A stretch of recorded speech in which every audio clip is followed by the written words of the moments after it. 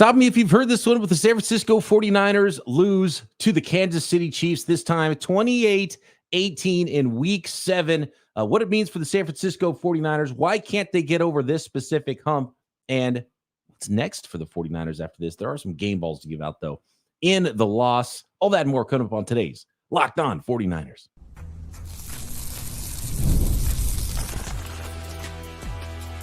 You are Locked On 49ers, your daily San Francisco 49ers podcast, part of the Locked On Podcast Network, your team every day.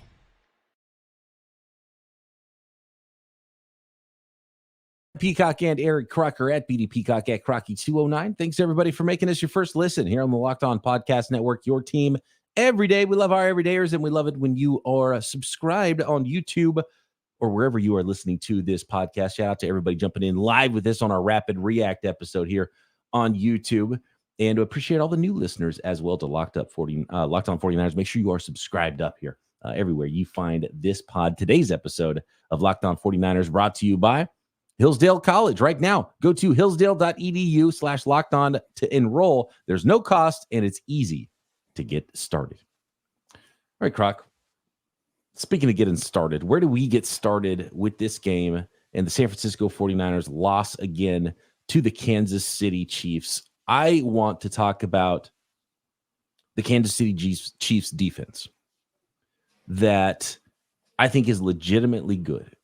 And they've been legitimately good. And they were the better unit on the 2023 version of the Kansas City Chiefs that the 49ers lost to in the Super Bowl. 28-18 the final here.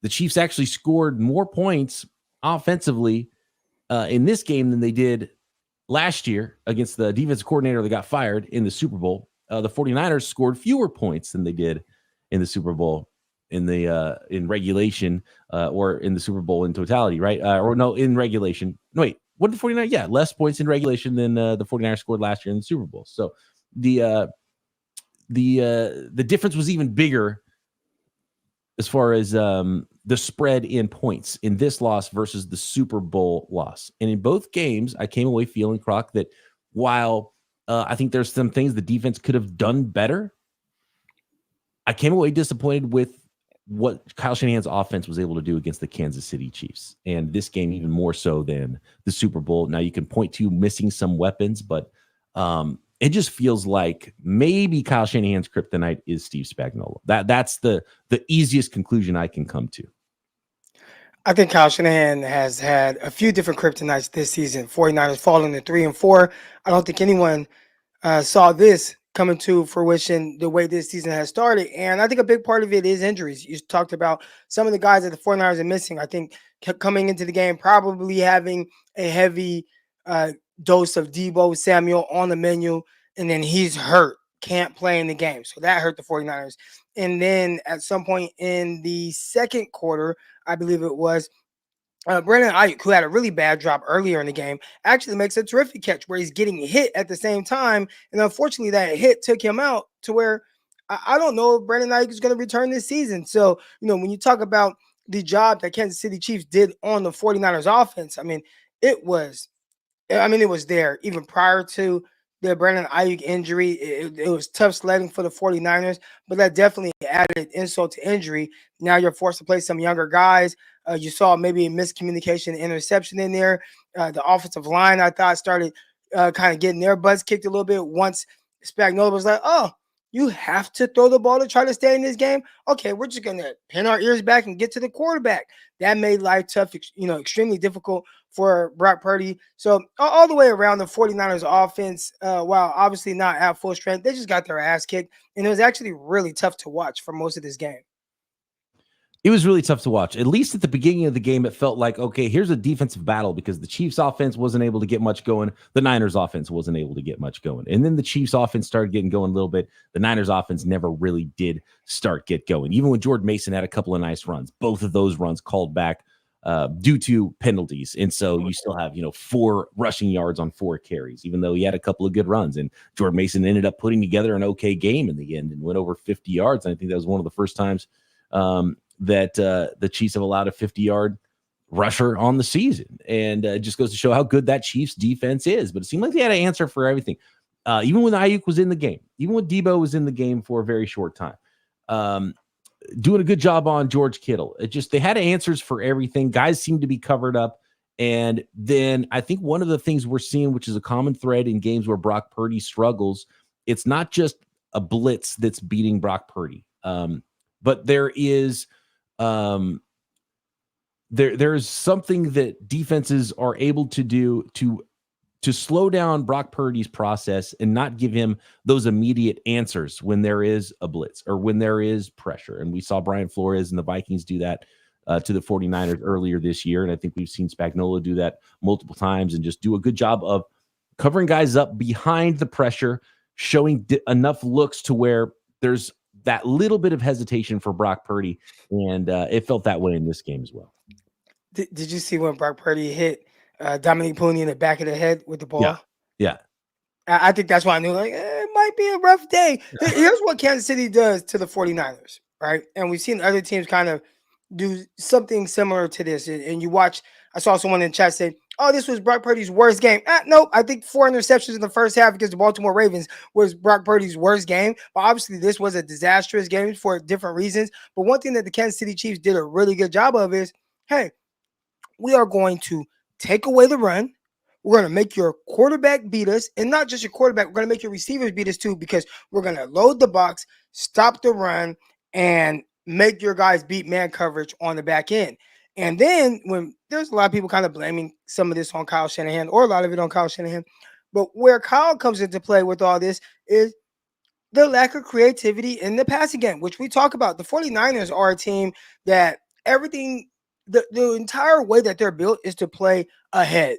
It's to get ahead and play ahead. But once they have to play from behind, and unlike other teams, where other teams you still may have somewhat of an opportunity or whatnot, 49ers are going to really need things to go their way, a la the NFC Championship game against the Detroit Lions, where you go down and you score, and then they fumble, and then a ball bounces off somebody's face mask, and you capitalize on these things, and you're able to come back that way. But just throwing themselves back into a game, that's not really the 49ers thing.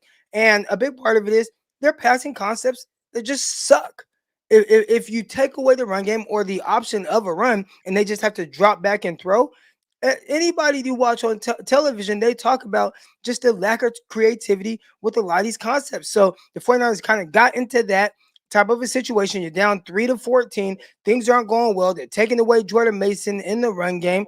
And now, hey, your receivers and your quarterback, you guys are going to have to play perfect and beat us. And I think Kansas City Chiefs, every time they play the 49ers, they're going to bet on that happening.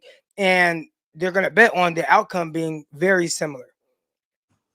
I don't want to be overactive because of one game, and we had talked about this game leading in. It's one of the less important games as far as the 49ers season goes. It's hugely important to the psyche of apparently fans, and I think partially to the team to prove they can beat a good football team. But it's much like the Christmas game last year, and you brought it up, and I actually had that written down. This felt like the Ravens game last year, where they got soundly beaten by a good football team, and it made you wonder for a second, okay, are the 49ers just not that good of a football team? Niners still went and ended up going to the Super Bowl. And the 49ers can still do the same thing this year. They have lost too many games that they should have won to really be in a strong position now. The Seahawks win, puts them back up top of the NFC West. And of course, we have to pay attention to those things in the standings, because that's where the 49ers are right now. And they're at 3-4 after 7 weeks of the season. But this wasn't the worst game to lose for the 49ers, but it did feel telling in that it felt like they almost didn't belong on the same field at times. And the 49ers aren't a team where that happens a lot in this era. And when you're getting beat up front, when you're getting your guys covered, when there's no answers, and you don't feel like, oh man, there's what's the thing the Niners are going to do right now to win the game? And Patrick Mahomes on the other side threw 2 interceptions and no touchdowns. Patrick Mahomes had a 44 quarterback rating in this game, and it felt like the Niners couldn't stop the Chiefs' offense, and the Niners' offense wasn't able to do anything after halftime that made you feel like, or really the Niners' offense the entire game never felt like you were really going to have an opportunity to go down there and put up a bunch of points on this team. So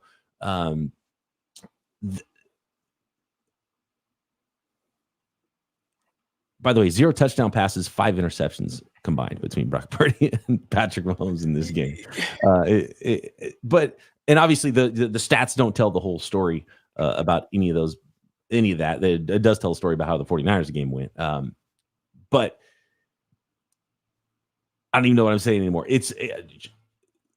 You can't overrate one football game. And my point was, now I remember, going back into the chat, if you go by what the chat is saying right now with the fan base frustrated after a loss, and I totally get why they're frustrated after a loss, the 49ers don't have a coaching staff, a front office, or a football team left because everyone has to be benched or fired, right?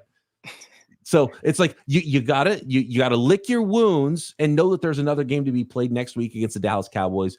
Fans will be feeling a lot better after that. You have a bye, you get some injured players back, hopefully, and you're in a different spot. But it doesn't look good playing against one of the AFC's best teams and losing in this fashion. You know, one of the things that we talked about on the last episode leading up to this game was how the Kansas City Chiefs find ways to win games. A lot of their games this season have been ugly, right? But this is a team that in that situation, they're kind of comfortable in it, right? I go back to Bane from Batman, and he's like, you merely adopted the darkness. Like, I was born in it. And right now, the Kansas City Chiefs, like, they're born in the darkness, and they know how to play in that environment. The 49ers, while it was very dark early on, it started, the sun started to poke out a little bit. And you had an opportunity to go up when the score was 12-14, and you threw an interception.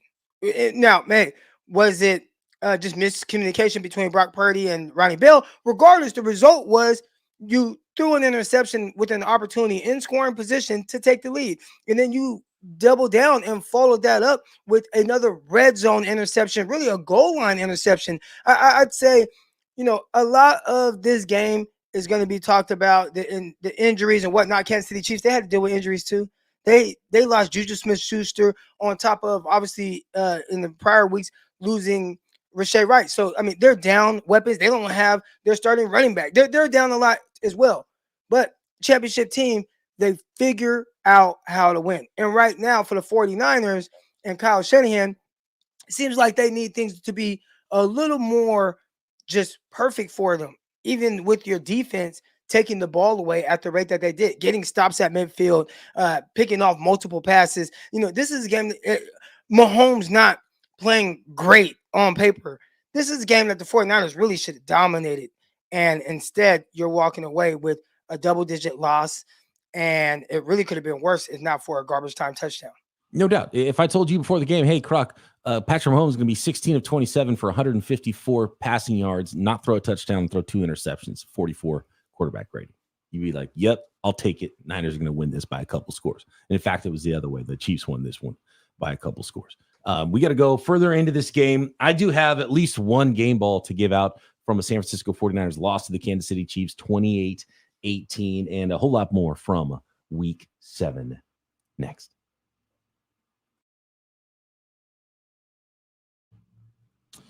Today's episode of Locked On 49ers brought to you by BetterHelp Online Therapy. October is the season for wearing masks and costumes, but some of us feel like we wear a mask and hide more often than we want to at work, in social settings, maybe even around the family. Therapy can help you learn to accept all parts of yourself so you can take off the mask, because masks should be for Halloween and not for emotions. So if you're thinking of starting therapy, give BetterHelp a try. It's entirely online. It's designed to be convenient, flexible, and suited to your schedule. Just fill out a brief questionnaire, get matched to a licensed therapist, super easy, and you can switch therapists at any time for no additional charge. So take the mask off with BetterHelp. And sometimes, it doesn't have to be a major event in your life. Sometimes you just need that weekly check-in with the therapist. Make sure you're hitting all the points you want to hit and reaching all the goals. Short-term goals lead to long-term goals in your life. So visit BetterHelp.com/lockedon today. Get 10% off your first month. That's BetterHelp, HELP.com/lockedon. Time is our most precious commodity, so don't waste it scrolling through the same mind-numbing content for hours and hours. How can you spend it wisely to improve yourself? Hillsdale College, our sponsor, is offering more than 40 free, that's right, free online courses, including The Great American Story, A Land of Hope, The Rise and Fall of the Roman Republic, history, economics, great works of literature, the meaning of the U.S. Constitution. Did you study all these things in school? You might have missed some of those, and you might need a refresher. All of Hillsdale courses are self-paced so that you can start whenever and tune in whenever. Plus, you can go deeper with readings, quizzes, discussions, and maybe just enjoy the lectures. Go right now to hillsdale.edu/lockedon to enroll. There's no cost. Easy to get started. That's hillsdale.edu/lockedon to register. hillsdale.edu/lockedon.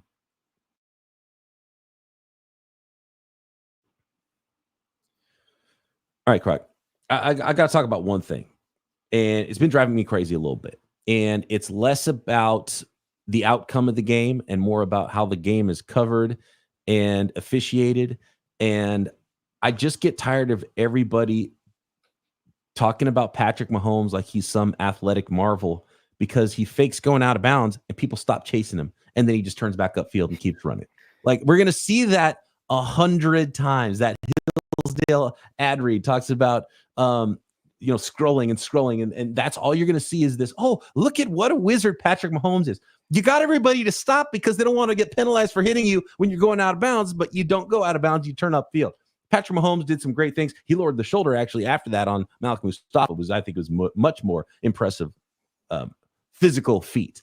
Just getting away from Fred Warner to start that scramble was much more impressive than the sideline shenanigans, which I absolutely hate. And we're going to see it all over the place. And I just had to get that one off my chest, Croc. It's like the fake slide.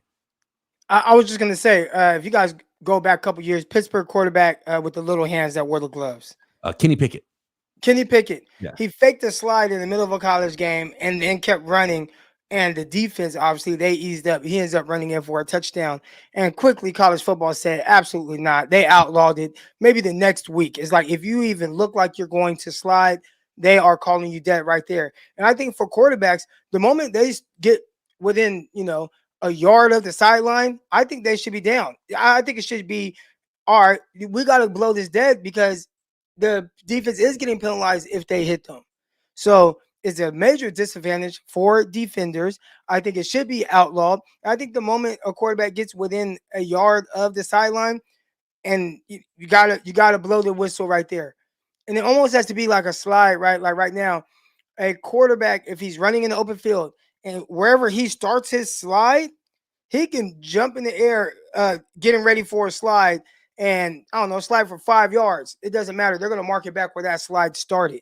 And I think when the quarterback is running towards the sideline and you see players ease up, blow the whistle, he's dead right there. They got to fix that. Yeah. And also, like, and even that is like, whatever, you utilize the loophole and you made a play. And that's fine too. But call it what it is. Like when on the highlight shows, I just want them to say, like, hey, good job faking like you're going to go out of bounds and letting them stop. I don't want to hear that. He's the master of doing it. Look how amazingly athletic of a play he is. He's like, it's not like he did something great. The defense stopped because they thought he was going out of bounds. So I just want people to be realistic about it. That's Tom Brady in the booth. But the defense, this isn't like he's a master at this. Like he does this all the time. And then when he gets his ass blasted, I saw it happen a couple years ago against like the Bengals, and he gets blasted, trying to tiptoe the sideline. They destroy him. What they do, throw a flag, puts him in field goal range, boom, knocks the Bengals out of the playoffs. It might have been last year, whenever that was. It wasn't last year, definitely. But like it happened in the last few years. Like they won a game in the postseason in the last seconds, and a big hit on Mahomes going out of bounds was the reason why they got the extra 15 yards in field goal range, kicked the field goal to win the game. And let us know in the chat if you have the answer to this one, because I'm assuming Kyle Shanahan's at the podium while we're recording this post-game live. And the fear is that it's an ACL for Brandon Ayuk. That did not look good. Of course, we're gonna have to. I'm sure we're gonna have to wait for the imaging to find out exactly what that is with the injury to Brandon Ayuk's right knee. But he was pointing at his right knee when he was on the cart. And by the way, the quote from Kyle Shanahan post game: "We got our ass kicked today." There you go. I think that's pretty accurate, and I'm glad that Coach Shanahan realizes that because, there's no way to sugarcoat this, he said. So the worry is that it's an ACL for Brandon Ayuk. I haven't seen what the illness was for Deebo Samuel, though, because that was a weird illness to be like, well, he needs oxygen, and they're putting a fan on him. I don't know what illness that is, where that's the prescription to fixing it. So do we know exactly what the illness was for Deebo Samuel in this game? I don't know if we know the illness, but this may have something to do with it. I'm going to share my screen right now and take a look at this. I mean, come on. This might be an illness. Debo, he's a receiver. He can't be built like this. Is that a flak jacket? That's what you would think, right? It looks like a flak jacket. It is not. That's just the way Debo Samuel is currently built right now. I mean, look at that. Debo was in camp in the best shape of his life. He was down to his pre-draft weight. So he's been putting on some LBs, what you're trying to say, Croc, that might have something to do with him maybe not being ready to play today.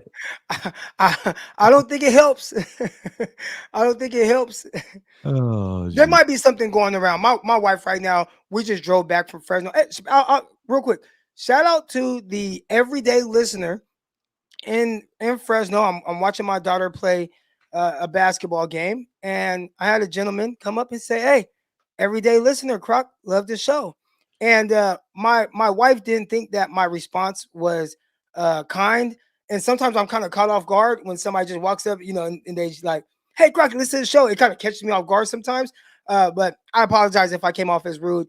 We really appreciate all the everyday listeners out there. But I was driving from Fresno, so I missed. I didn't miss the game. I had to watch it on my phone the whole time. Yeah. I forgot where I was going with that. But either way. Shout out to the everydayers. I saw the picture of Debo and I was like, that's terrible. So hopefully everybody's good physically from that game, and you get the best of news. Bone bruise potentially is one of the outcomes, not ACL related. That could be a better outcome for Brandon Ayuk, and he would be back in a couple of weeks. So that's what the hope is there. But the fear is right now that it is a torn ACL, right ACL for Brandon Ayuk, which obviously hurts those playmakers. But the 49ers got one guy back who made his NFL debut. We've got game balls next, Croc, and we'll finish up this episode and close the book on an ugly game where, Kyle Shanahan, you're right. The 49ers got their ass kicked in this one against the Kansas City Chiefs. Next.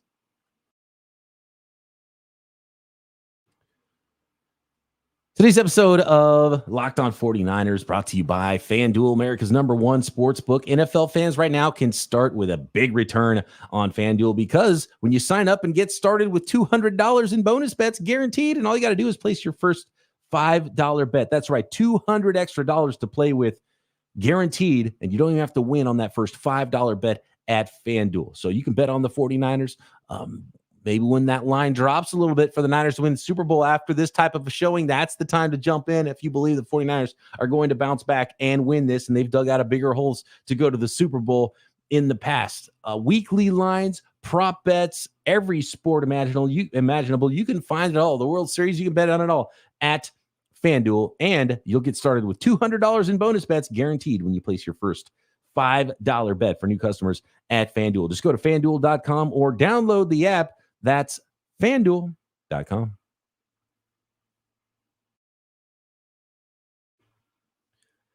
I have one game ball only, Croc, and that is for number 14, rookie wide receiver Ricky Pearsall. Welcome to the NFL. He got his first NFL catch.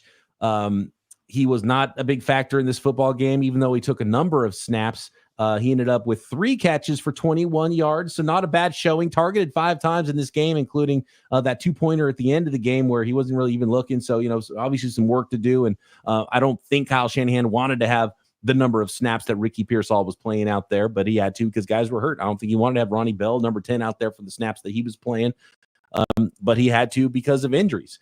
Jacob Cowing had a nice long reception in this one. So, we saw a group of wide receivers that I don't think many people expected we are going to see in this game, which obviously hurt the 49ers. But it was really cool to see Ricky Pearsall in there taking a bullet that could have very easily been fatal for him to not only be with us and be alive on this planet still for Ricky Pearsall 50 days later to make his NFL debut is pretty cool. So cheers to Ricky Pearsall. He's my one and only game ball in what was a disaster of a Sunday otherwise for the 49ers. I have to disagree. I got to give out one more game ball, and it has to go to Diamado Lenor. The 49ers defense, they were flying around early on, and they created some opportunities. But late in the game, when you need it most, who's going to step up? Who's going to make the play? And Diamado Lenor made the play to put the 49ers in position to not only be able to kick a field goal, but take the lead. Here, I'm setting you up. I'm giving it to you on a silver platter, and the 49ers turned the ball over. But Diamador Lenor, earlier in the game, there was a slot fade that he covered on one of the first couple of drives of this game. Terrific job being able to run with Xavier Worthy out in the open field. Like, the slot fade is one of the hardest routes to defend, because when you're in the slot, you have the receiver has a two-way go, and there's a lot of space between where he's starting and the sideline and the middle of the field. And Diamador Lenor said, hey, it doesn't matter. It doesn't matter how much space is out there. I'm going to run step for step with this speedster of a rookie, who later in the game, Mahomes barely missed. That could have been a huge play for them. But you see how easily he's able to get behind defensive backs. And Diamador Lenor did a good job on the slot fade. Then again, obviously picking the pass off later. He continues to play extremely hard. Definitely have to give a game ball to the hyena, Diamador Lenor. He might be. He's on the short list of team MVP so far this year. Diamador Lenor is having a fantastic season, and I actually want to stop on that. Real quick, he's gonna have to get paid next year. Like, so how much money are we talking? He's a free agent. I have no idea. I don't know how.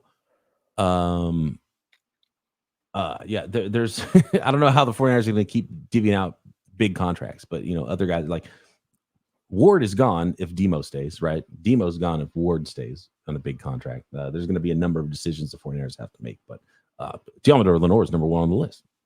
He's the most important free agent they have upcoming by far. But that series of plays coming out of the halftime, the 49ers were still in this game. It was ugly on both sides for a lot of this game. So it wasn't like the 49ers were bad for 4 quarters and the Chiefs were great for 4 quarters. It was more like the 49ers were bad for 4 quarters and the Chiefs were good for 2 quarters. It's kind of what the Chiefs were good when they needed to be good. Yes. Like they all that's their story. I absolutely loved the aggressiveness from Andy Reid and Patrick Mahomes out of halftime to take a shot and try to throw a maker, right? And they just missed it. It was there. Worthy got behind the defense, and Mahomes overthrew him. He threw it a little bit too far. And then the interception you just mentioned, a couple plays later, maybe it's the next play, Diamador Lenor intercepts it. That's a huge swing. That was potentially a touchdown going the other way. Now you get the ball back in position to go score at midfield.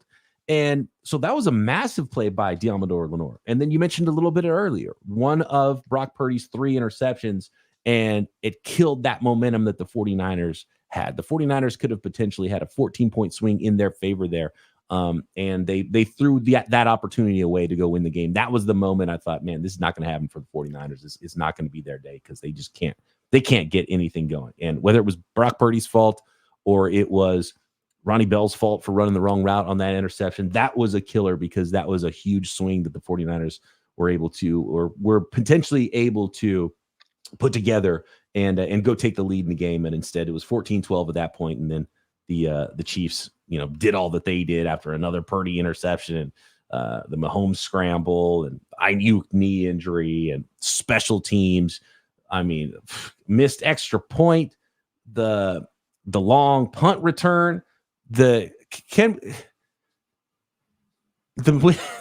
don't even know what to say about the onside kick attempt from Wisnowski, where he almost missed the ball and it just spun. And the players were that was the cherry on top of a disaster. This ball spinning on the ground, and it was comical at that point.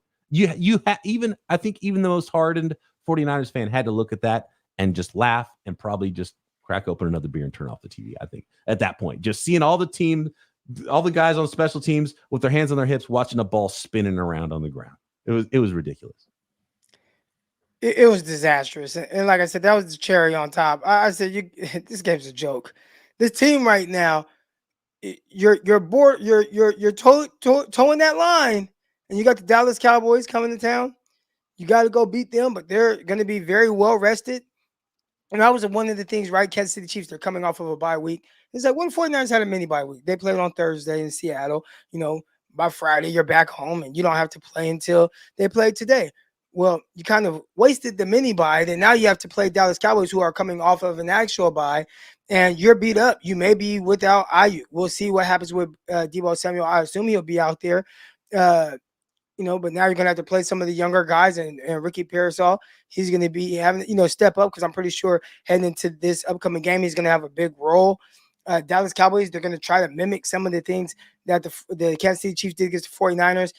And I think for them, the biggest question is how healthy is Michael Parsons?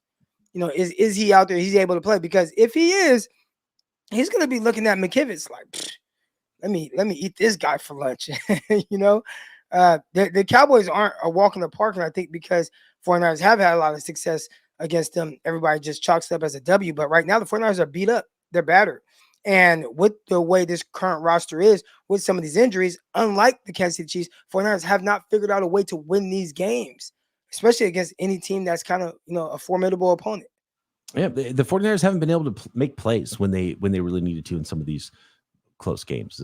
And that's concerning. And because that's happened again and again against the Kansas City Chiefs too. And I think the Chiefs are really good at making it that way. But there's some things the 49ers do have to absolutely figure out, especially when it comes to the Chiefs. And it all starts with Kyle Shanahan, to be honest with you. I mean, it's the only place it can start. But it does end with him. There's a lot of players that didn't make plays, that could have made plays. Fred Warner could have stopped Patrick Mahomes in the backfield before he did the sideline tiptoe circus. There was, the Brock Purdy interceptions. Maybe they weren't all on him, but there was wide receivers not getting open. Like they're getting strapped up. And one in the red zone, you got to eat that, right? Like the 49ers have an opportunity to cut it to a one-score game. The receiver, I thought it was Conley. Some people told me it was Ronnie Bell. Whoever it was that he was throwing to, that receiver was bracketed. So there was pressure coming off of his right side. I think it was McKivitz kind of letting the guy in. He's throwing the ball. He's rushed. But regardless, if it's not there, I need to eat that because that ball was going to get picked regardless. Whether it's a clean pocket and he made that decision or not, or he felt rushed to make it, you can't make a decision like that right there. You got to take the points. And he wasn't rushed. That's condensed area down there in the red zone. And yeah, Karlaftis beat Colton McKivitz on that play. But even as the play was happening live, it was like, hey, Brock, you got to get out of there. And I think that's one thing that could absolutely help the 49ers red zone woes is utilizing Brock Purdy's legs more. You see all these teams in the NFL with these walk-in touchdowns, quarterbacks walking into the end zone, sticking the ball over the line. They got to utilize Brock Purdy's legs in the red zone. And on that play, I think he should have just got out of there and maybe he'd have been able to run it in. I don't know, maybe not. But he got hit sitting in their pocket and you could just feel it as the play was happening. He was sitting in there too long. There was nowhere to go with the ball. Right. So if there's nowhere to go and you have an opportunity to cut it to a one-score game with a field goal, just take the sack. Yeah. Or get out there, scramble. Yeah, now is not a time. He kind of, Brock at Iowa State had this kind of habit of playing a little bit of hero ball. And I think we see him do some of those things at times with the 49ers. But you don't always got to pull that out your bag. Sometimes it's just, all right, let me just, maybe sometimes the best play is the no play. Take the sack, kick the field goal, and all right, like it's a one-score game now instead of what ultimately happened, which you get sacked, take the points off. I mean, that's just deflating for a defense who worked really hard to get a lot of stops throughout this game when needed, and turnovers and takeaways and stops on the fake punts and all this stuff. And time again, I felt like the offense let them down. Yep. It felt like that against the Cardinals. Like the defense, you can't keep asking them to get stop after stop after stop. And early in the game, the defense came to play. They got those 2 Patrick Mahomes interceptions. There was the Bosa sack, and Bosa was on fire early in that game. There was the Leonard Floyd sack. And then I think they had, it was a warm day, I'm sure they got tired. I think it was tough to go chase around Patrick Mahomes in the second half of that game at that point when they had been playing so hard and the offense couldn't hold up their end of the bargain.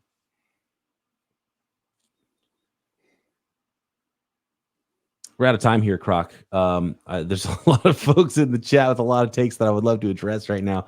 We don't have time for it, but I do want to say I appreciate everybody who did jump into the live chat with us here post-game after a tough loss. I know everyone's fired up, 28-18. The 49ers lose to the Chiefs, fall to 3-4 now on the season. There's some things to fix up before Cowboys week coming up. And I don't think the 49ers are as bad as they looked in this one. The Kansas City Chiefs are just a terrible matchup for the 49ers year in and year out for whatever reason.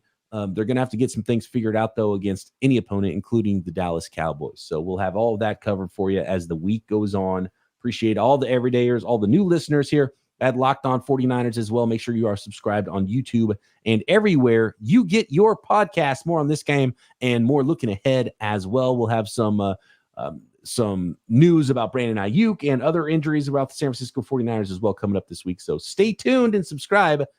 Locked On 49ers.